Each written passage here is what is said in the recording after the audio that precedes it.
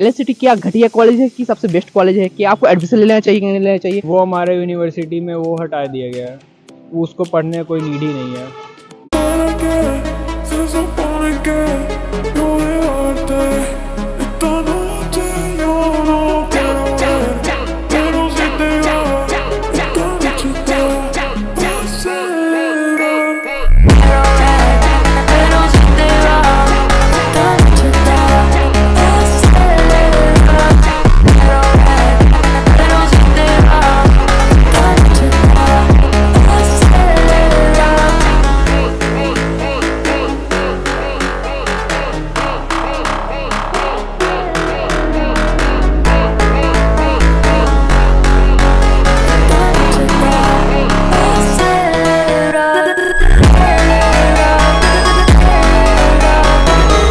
So hello guys, कैसे हैं? उम्मीद करता हूँ कि मस्त और बेस्ट होंगे। जैसे आप लोगों को बहुत सारा कमेंट आ रहा था कि एलएनसिटी में एडमिशन क्या डायरेक्ट होता है, क्या एलएनसिटी एडमिशन लेने के लिए जेई में कितने परसेंटेज होना चाहिए, एलएनसिटी क्या घटिया कॉलेज है कि सबसे बेस्ट कॉलेज है कि आपको एडमिशन ले लेना चाहिए कि नहीं लेना चाहिए।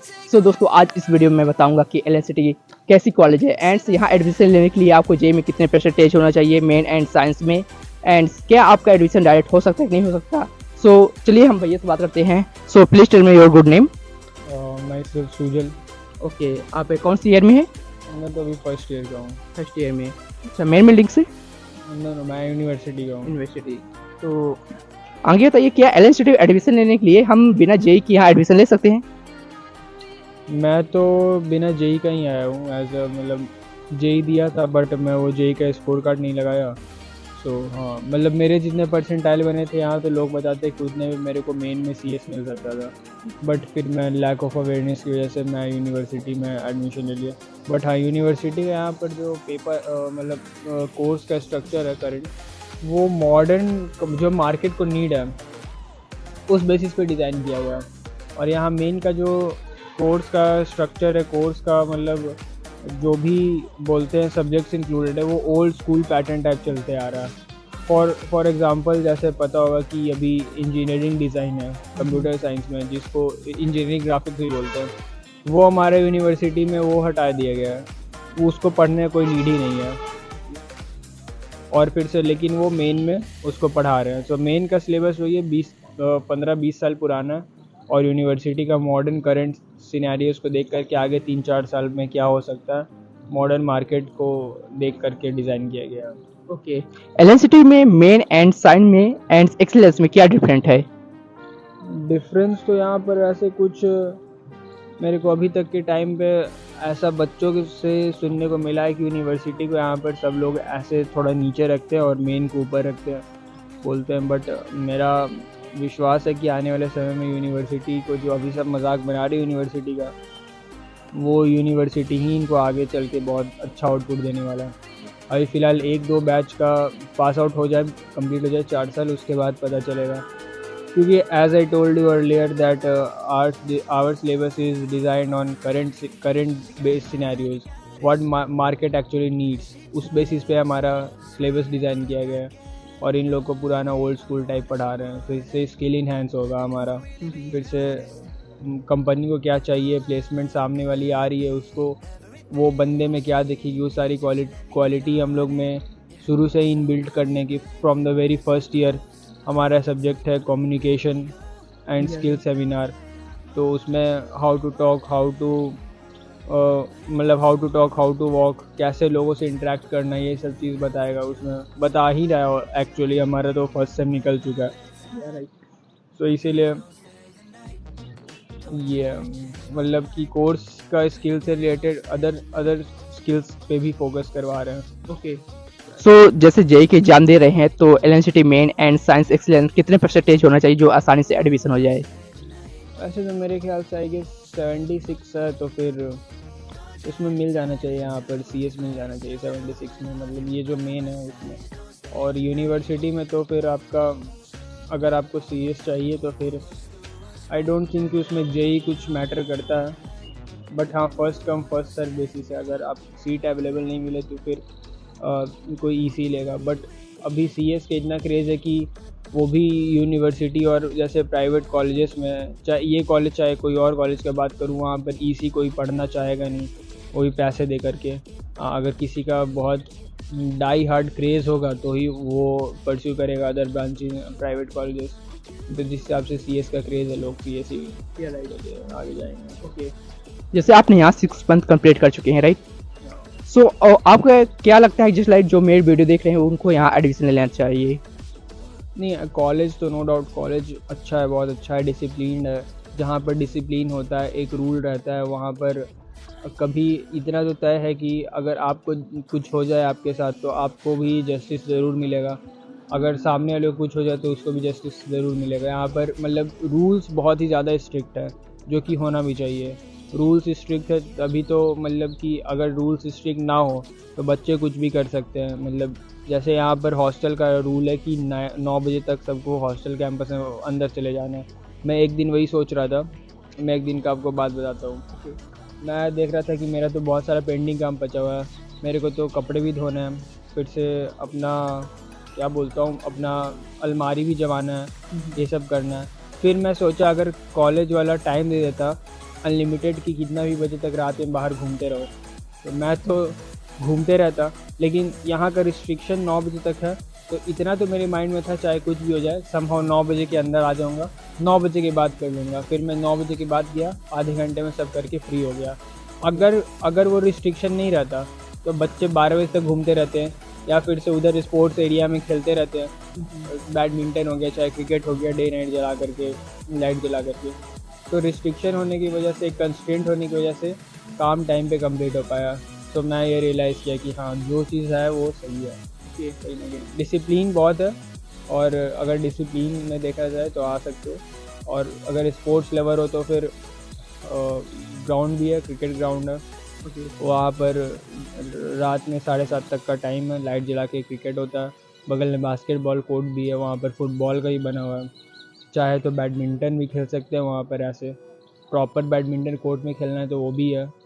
फिर से उसके जस्ट पीछे कैंटीन है, भूख लगे तो खाना वाना खा सकते हैं। फिर वहाँ पर बगल में ATM भी है, अगर किसी को अर्जेंसी है। वैसे तो डिजिटल ज़माने में सबके पास UPI है, और किसी को कैश का नीड है तो ATM से कैश भी निकाल सकता है।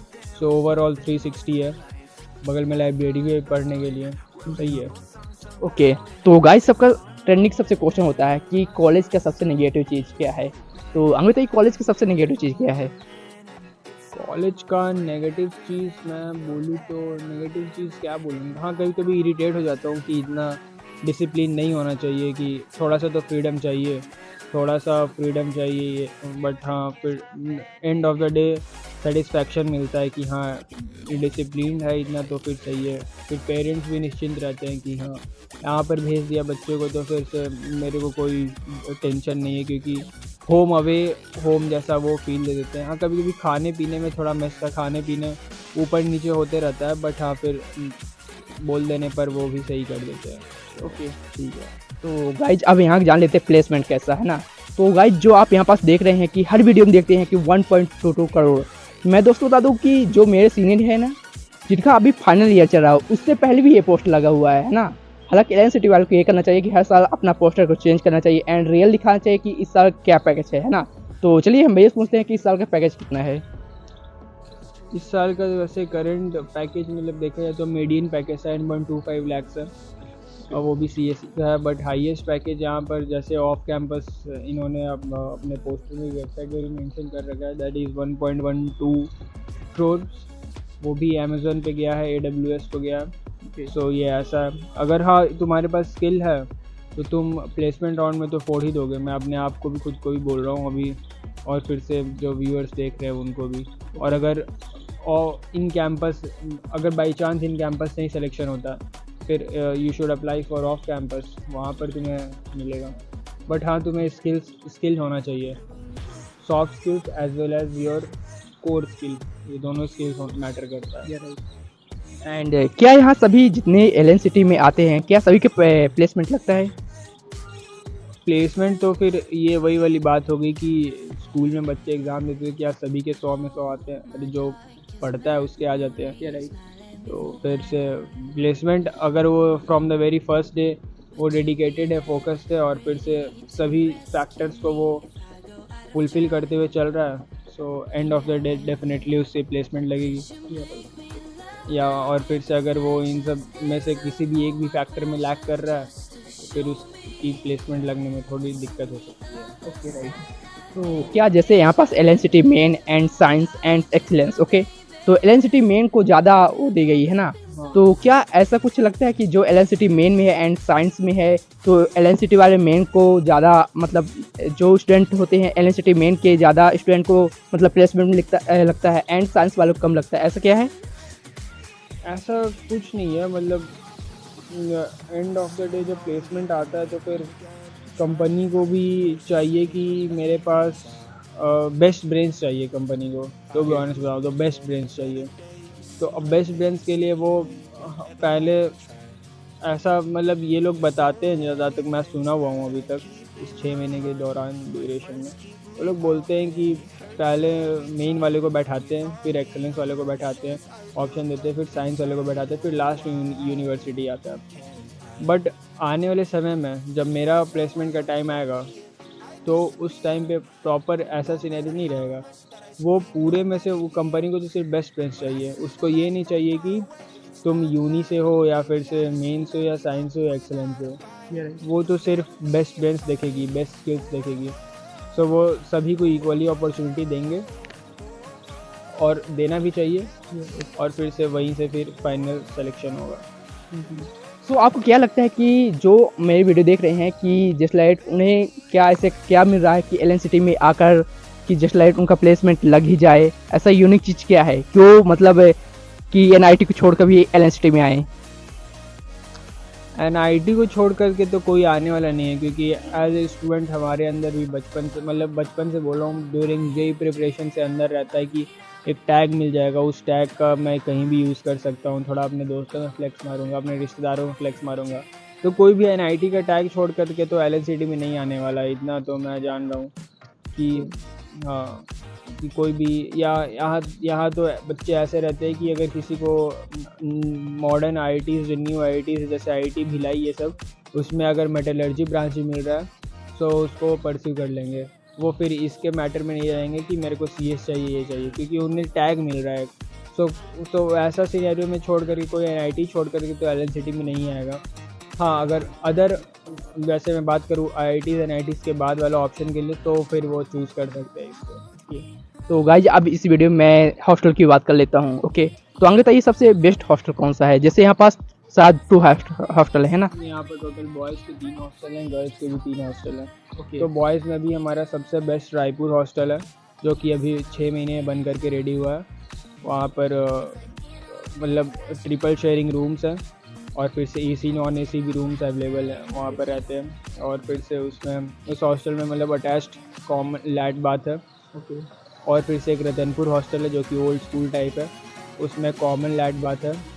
उसमें सबको लाइन लगाना पड़ता है सुबह सुबह फ्रेश होने के लिए, नहाने के लिए। बट हमारे में ऐसा सिनेरियो नहीं है, प्रॉपर वॉश बेसिन भी है, और रूम मतलब क्या बोलूँ कि एक 4x3 का पूरा रूम है, जिसमें हम लोग 3 लोग एकदम बिल्कुल आराम से रह सकते हैं, और सही है। बाकी तो हॉस्टल की फीस क्या है? हॉस्टल की फ़ीस है 1 लाख रुपीज़ हॉस्टल की फ़ीस है, जिसमें 4 टाइम आपको इंक्लूडेड रहेगा फूड। सुबह नाश्ता मिलता है, फिर इसका लंच तो होता ही है 12 बजे, तो शाम में भी अभी ब्रेकफास्ट चलेगा, फिर उसके बाद रात का डिनर रहता है। क्या हॉस्टल का खाना अच्छा होता है कि घटिया टाइप में होता है? मैं जैसा कि पहले बताया, हॉस्टल का खाना थोड़ा ऊपर नीचे हो जाता है, बट हम लोग अभी कंप्लेंट डाले थे तो उसके बाद वो ठीक हो गया। अभी तो क्वालिटी हॉस्टल की यहाँ पर एक चीज़ है, दाल यहाँ की शुरू से लेकर के लास्ट तक बहुत अच्छी है। दाल जो है यहाँ की from the very first day से अभी तक, आज भी लंच किया हूँ, तो दाल की क्वालिटी यहाँ पर मतलब क्या इंशाल्लाह 1 नंबर है। दाल यहाँ पर 1 नंबर है। और फिर से रोटी में भी अभी घी लगा करके देते हैं पूरा, और सब्ज़ी भी ऑल 7 डेज़ बदल के सब्ज़ी बनता है। फिर कभी कभी संडे को छोला भटूरा भी बन जाता है, फिर स्वीट्स भी हो जाता है, बालूशाही दे दिए, गुलाब जामुन दे दिए।